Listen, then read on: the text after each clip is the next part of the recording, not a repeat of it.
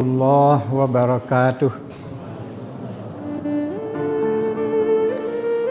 Alhamdulillahilladzi arsala rasulahu bil huda wa dinil haqq liyuzhirahu 'alad dini kullih walau karihal musyrikun. Asyhadu an la ilaha illallah wahdahu la syarikalah wa asyhadu anna Muhammadan abduhu wa rasuluh la nabiyya ba'dah. Allahumma salli wa sallim ala hadzal nabiyil karim wa ala alihi wa sahbihi ajma'in. Allahumma rabbi shrah li sadri wa yassir li amri wahlul 'uqdatam min lisani yafqahu qawli. Kaum bapak, kaum ibu sidang jamaah yang dirahmati Allah, baiklah pada kesempatan ini sebelum kita melaksanakan salat tarawih, seperti biasa kita isi terlebih dahulu dengan tausiah atau ceramah agama. Mudah-mudahan setiap tausiah yang telah kita ikuti ini akan bermanfaat untuk kita dalam mempersiapkan bekal untuk akhirat kelak. Maka pada malam ini sampai giliran saya untuk memberikan tausiah kepada kita bersama. Mungkin rasanya tidak perlu memperkenalkan diri Bapak, sebab sudah dulu juga sudah sering datang ke masjid kita ini. Baiklah, pada malam ini kita beri judul atau topik dari ceramah kita ini, yaitu syafaat Al-Quran. Jadi terdiri dari dua kata, syafaat dan Al-Quran. Kedua kata ini pasti kita sudah biasa menggunakannya, baik kata syafaat ataupun Al-Quran. Tapi secara lengkap menurut definisinya, tidak ada salahnya pada malam ini kita jelaskan bagaimana pendapat ulama pengertian daripada syafaat dan Al-Quran itu. Syafaat itu adalah pemberian yang diberikan kepada seseorang untuk menolak mudarat dan mendapatkan manfaat di akhirat kelak. Nah, itu yang syafaat itu. Jadi pertolongan atau bantuan itu diterima nanti di akhirat. Bisa berupa manfaat yang kita terima, bisa menolak mudarat. Itu yang syafaat. Kemudian Al-Quran. Al-Quran seluruh kita pasti sudah tahu, tidak ada yang tahu. Mungkin secara definisi, secara lengkap, sebagian kita sudah lupa atau belum mengenalnya. Kalau kita pernah membaca sebuah kitab yang bernama Al-Mabahis fi Ulumil Quran, karangan Profesor Dr. Subhi Saleh, di situ dijelaskan definisi Al-Quran itu secara lengkap. Kalau kita kutipkan, yaitu kalamullahi nazala bihi ruhul amin ala qalbi rasulillahi Muhammad bin Abdillah bi alfazihil arabiyah al muta'abbidu bi tilawatih. Itu yang Al-Quran menurut definisi lengkapnya, yaitu Al-Quran itu adalah kalam Allah yang dibawa turun oleh Jibril ke dalam kalbu Rasulullah Muhammad anak Abdullah, berbahasa Arab dan menjadi ibadah membacanya. Nah, itu yang Al-Quran itu. Jadi dibawa turun oleh Jibril ke dalam kalbu Rasulullah. Untuk apa gunanya dijelaskan dibawa turun dari Jibril? Sebab ada wahyu ini yang turun kepada Rasulullah tanpa perantaraan Jibril. Jadi Bapak dan Ibu, kok ada yang wahyu itu turun kepada Rasulullah tanpa perantaraan Jibril, itu bukan Al-Quran. Itu disebut dengan hadis qudsi namanya. Kemudian kepada siapa Rasulullah itu siapa? Muhammad namanya. Muhammad itu siapa? Anak Abdullah. Jadi jelas sekali. Kalau misalnya ada yang mengatakan dia mendapat wahyu dari Allah, namanya Muhammad, tapi tidak anak Abdullah, tidak Rasulullah, maka itu bukan Al-Quran. Kemudian juga dikaitkan bi alfazihil arabiyah, berbahasa Arab. Pernah dulu Bapak dan Ibu, sewaktu di Darul Funun di Padang Jopang, di situ kan diajibkan pula tahfiz Al-Quran. Kemudian ada di antara anak-anak awak tu ulun lancar lain membaca Al-Quran, tak bisa nyuma apa tu. Maka disalinulah jo bahasa Indonesia. Jadi kalau berbahasa Indonesia, walaupun bacaannya sama dengan Al-Quran, bukan membaca Al-Quran. Bahasa Indonesia awak baca itu misalnya Alhamdulillah Rabbil Alamin, tapi bahasa Indonesia bukan membaca Al-Quran. Sebab Al-Quran itu bi alfazihil arabiyah, berbahasa Arab. Nah, itu keistimewaan, salah satu keistimewaan Al-Quran itu di mana saja negara di dunia ini, seluruhnya Al-Quran itu berbahasa Arab. Berbeda dengan saudara-saudara kita dalam agama lain, apakah yang disebut dengan Bible itu perjanjian lama, perjanjian baru. Kalau di Indonesia, bahasa Indonesia, bahkan ada yang berbahasa daerah. Kalau di Filipina misalnya bahasa Tagalog, kalau di Amerika berbahasa Inggris, kalau di Cina bahasa Cina. Nah, kalau Al-Quran dimanapun di dunia ini seluruhnya berbahasa Arab. Nah, kemudian terakhir menjadi ibadah membacanya. Nah, itu yang Al-Quran itu. Kalau kita hubungkan dengan topik kita tadi, syafaat Al-Quran, berarti Al-Quran ini nanti akan memberi bantuan dan pertolongan kepada kita di akhirat kelak. Mendapatkan bantuan, mendapatkan pertolongan kita. Apakah seluruh umat Nabi Muhammad ini akan mendapat bantuan pertolongan dari Al-Quran? Tidak. Walaupun awak misalnya punya di rumah 5 buah Al-Quran rancak baru-baru cetakan Madinah, tapi tidak pernah dipegang apalagi dibaca, tidak akan bisa Al-Quran seperti itu memberikan bantuan. Perlu kita ingat Bapak dan Ibu bahwa Al-Quran ini akan memberi bantuan dan pertolongan sudah mendapat izin daripada Allah Subhanahu wa Ta'ala.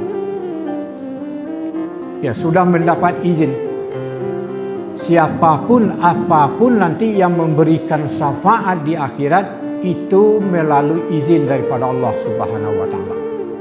Baik nanti Rasulullah yang akan memberi syafaat, malaikat, puasa yang kita laksanakan juga akan memberi syafaat, orang-orang soleh, dan demikian juga Al-Quran seluruhnya sudah mendapat izin daripada Allah Subhanahu wa Ta'ala. Kalau kita pernah membaca, bahkanlah banyak dewa nanapa surah Al-Baqarah di ayat kursi itu, man zallazi yasfa'u indahu illa biizni. Tidak ada yang bisa memberi syafaat itu kecuali dengan izin Allah.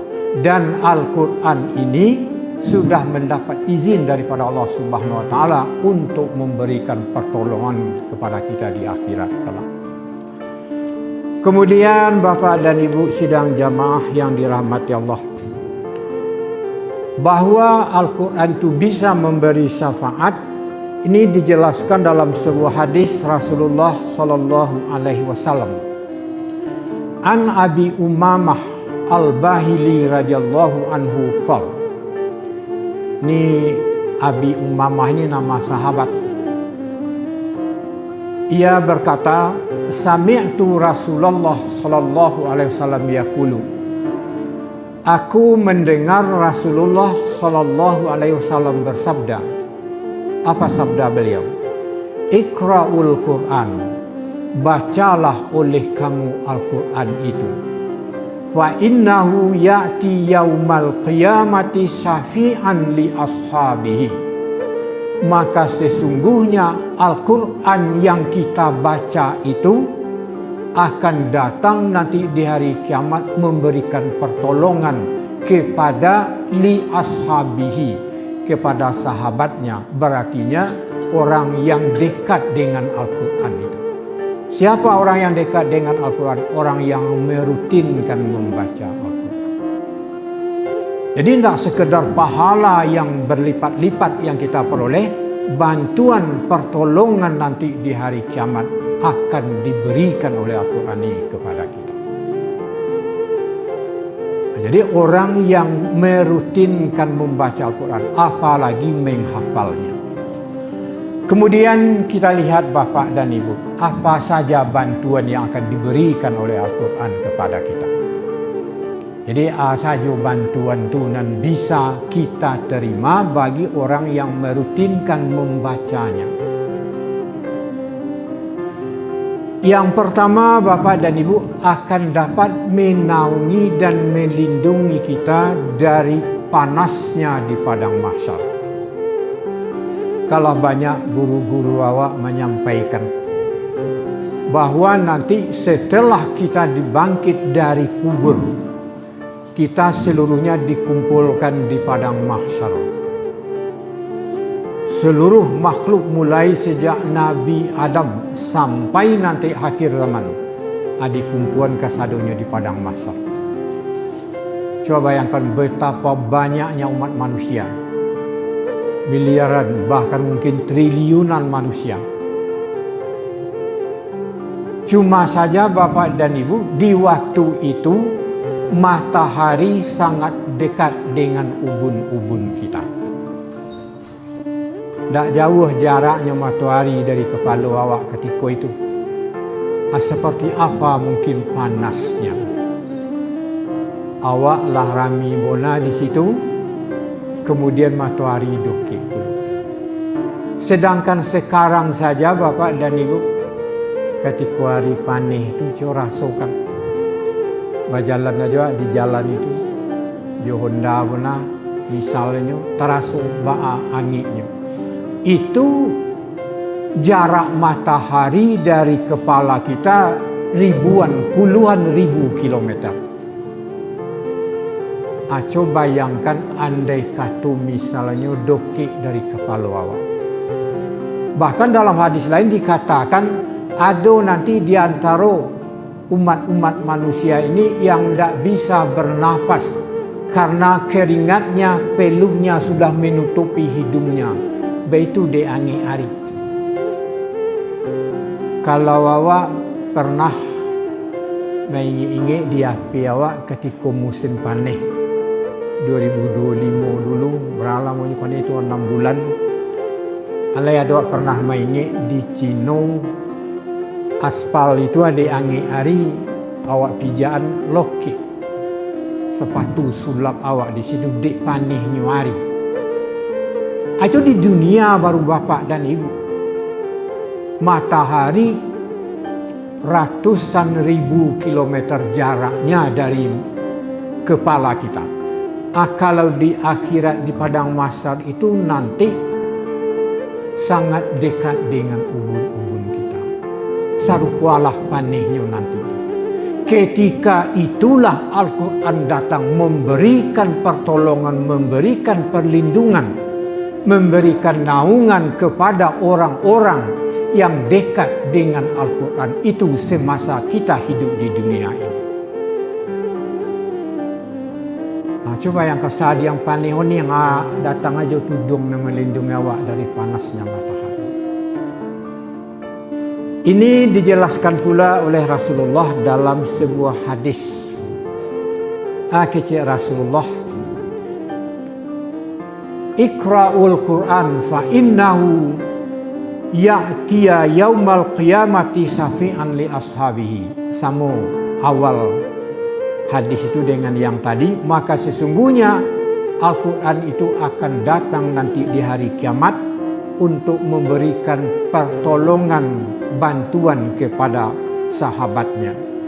Iqra'ul Zahrawain, bacalah Zahrawain, kata Rasulullah.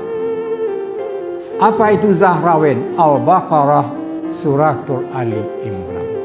Yang dimaksud dengan Zahrawain itu adalah surat Al-Baqarah dan surat Ali Imran. Jadi kalau kita ingin nanti mendapatkan naungan di padang mahsyar, perbanyak membaca surat Al-Baqarah dan surat Ali Imran. Itu yang akan datang nanti menaungi, memberikan perlindungan kepada kita di teriknya panas matahari yang sangat menyiksa.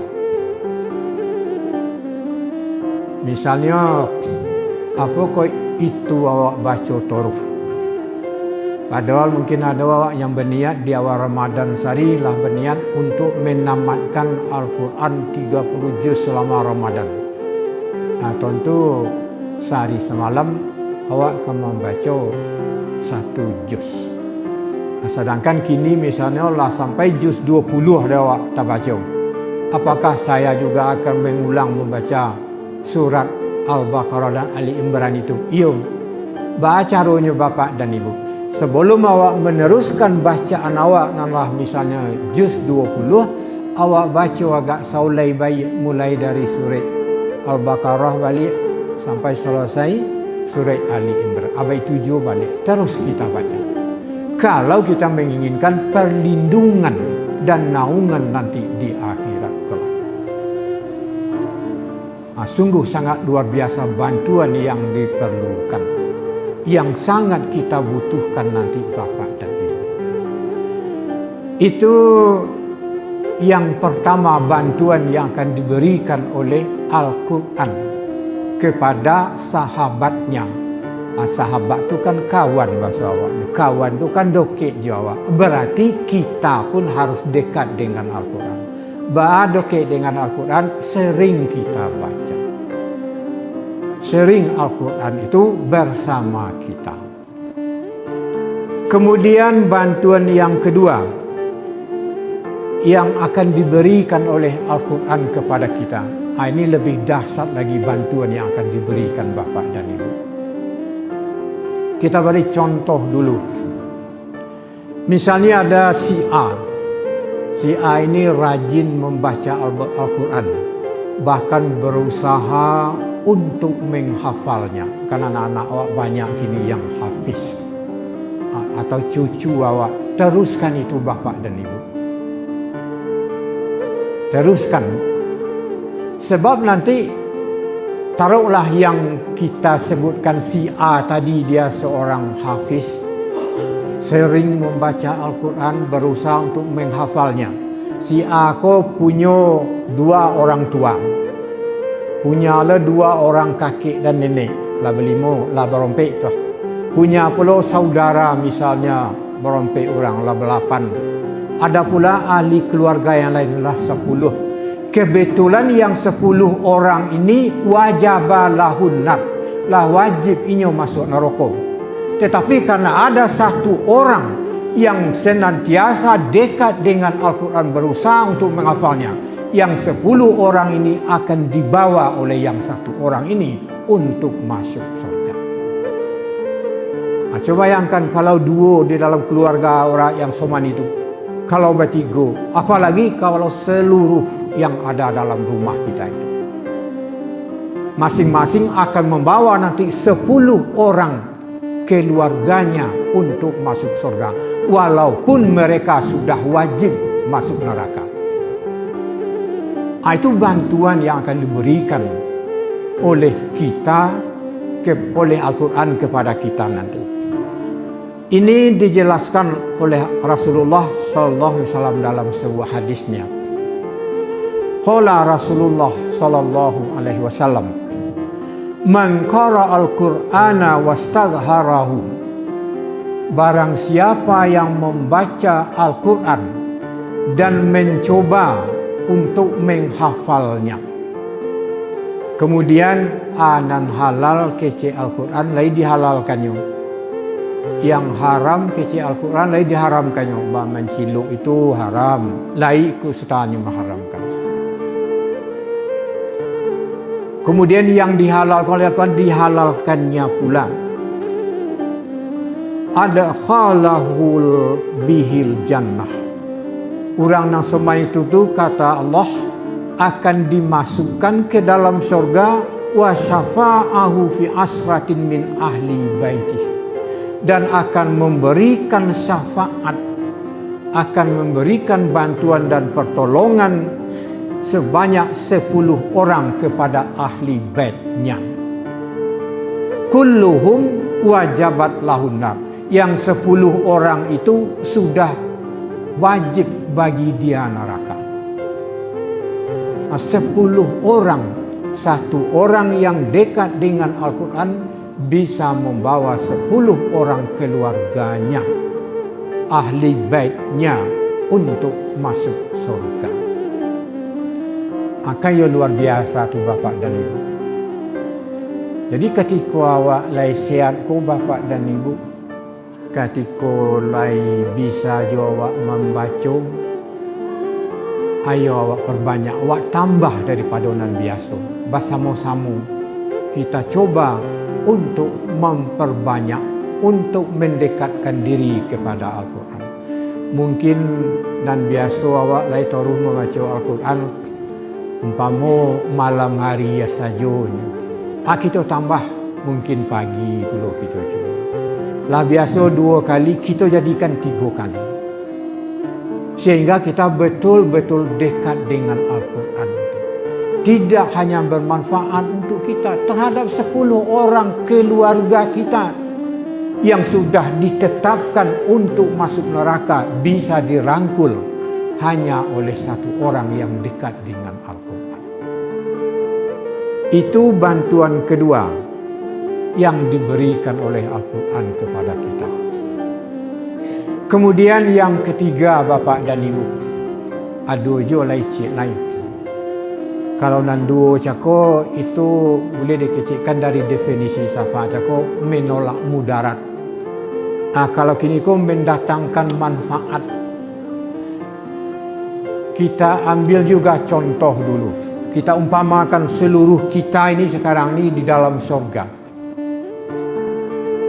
Mudah-mudahan ya betul hendaknya sampai esok. Kita umpamakan kita sekarang dalam surga. Kemudian awak sadonya tidak ada beda sama ayo kini kok. Tapi ada di antara kita kok beberapa orang, 1 orang atau beberapa orang yang sangat dekat dengan Al-Quran sewaktu di dunia dulu. Awak umpama kini dalam surga. Jadi sewaktu di dunia ada beberapa orang yang dekat dengan Al-Quran, yang menjadi sahabatnya. Al-Quran itu tidak senang. Tak senang Al-Quran itu terhadap orang yang membacanya di waktu hidup dunia. Lebihkan penampilan orang yang sering membaca ambu kecil Al-Quran, doanya kepada Allah. Lebihkan penampilan si anu daripada yang lain, sebabnya lebih banyak dulu membaca Al-Quran. Ada ya Rabb halati, ya Allah hiasilah, urangi kuah, lebihkan penampilnya daripada yang lain. Fayul basu tajal karamah, maka dipasangkanlah kepadanya mahkota kemuliaan. Karena ada oleh tarawak kini sadonya dalam subuh kan tidak ada pakai mahkota, maka dipasangkan kepadanya mahkota kemuliaan. Dalam hadis lain dikecikkan mahkota dari cahaya. Ala berbeda penampilnya ashabul Quran itu. Al-Quran itu masih belum puas juga. Masih berdoa kepada Allah, ya Rabb zidhum, ya Allah tambah lagi, jangan hanya seperti itu saja kemuliaan yang diberikan kepadanya. Maka Allah pun mengatakan fayul basu halatal karamah, ditambah pula kemuliaannya cik lain dengan jubah kehormatan. Allah pas semaraju bonang. Lah pakai mahkota, sudah pakai jubah kemuliaan. Tetapi Al-Quran belum juga puas. Redai dia, kasihi orang-orang ini ya Allah lebih daripada yang telah engkau berikan ini. Maka Allah berkata, coba anan angnan kau baca di dunia dulu. Maka dibacalah oleh orang tersebut, maka dinaikkan tingkatnya kepada yang lebih tinggi di surga itu daripada orang yang banyak tadi.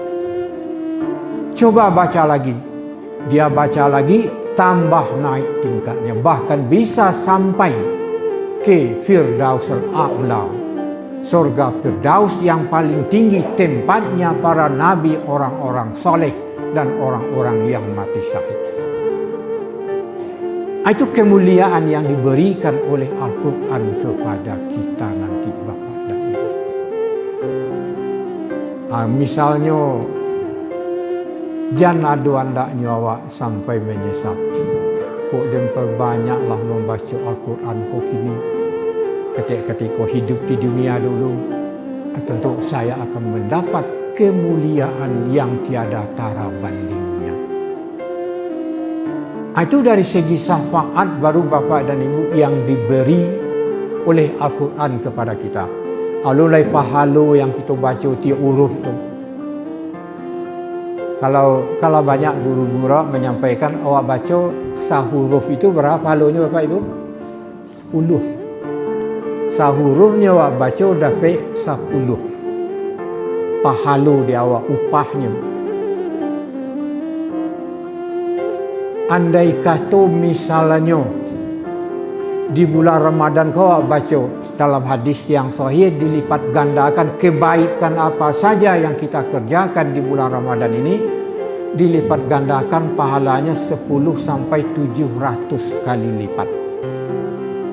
Taruhlah awak baca Alhamdulillah di awal Al-Fatihah tu aja. Berapa huruf tu? Alif, Lam, Ha, Mim, Dal. Dah 5 huruf. Kali 10 dah 50. Kali 700 sampai 700 kali lipat.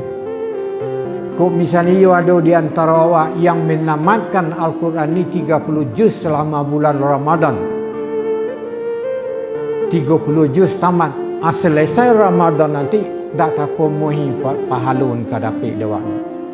Sebab menurut Imam Syafi'i, seluruh huruf yang ada di dalam Al-Quran itu berjumlah 1.027.000. Itu banyak huruf dalam Al-Quran, mulai dari alif di surat Al-Fatihah itu sampai dengan sin di akhir surat An-Nas. 1.027.000 kali 10 kali 700. Itu pahala saja tu. Lulai syafaat yang cakup. Belum lagi ketenangan batin yang diberikan oleh Allah kepada kita.